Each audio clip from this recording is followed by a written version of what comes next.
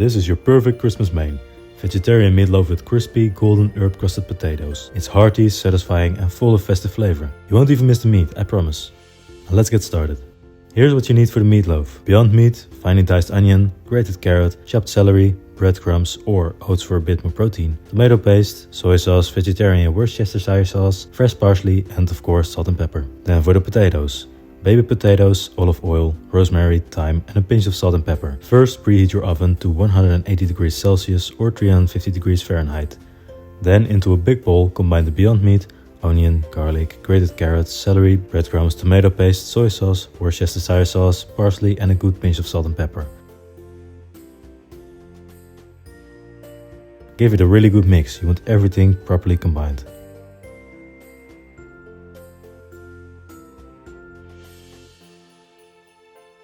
Now shape it into a loaf. You can use a loaf tin if you like, or just freeform it on a baking sheet.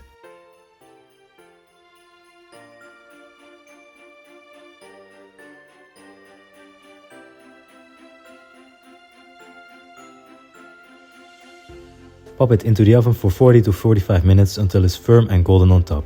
While that's cooking, let's crack on with the potatoes.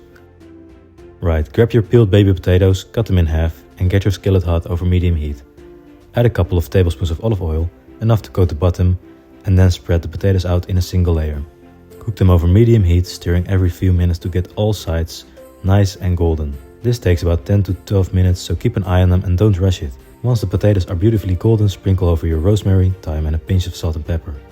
Give them a good stir to coat them evenly in all that herby goodness.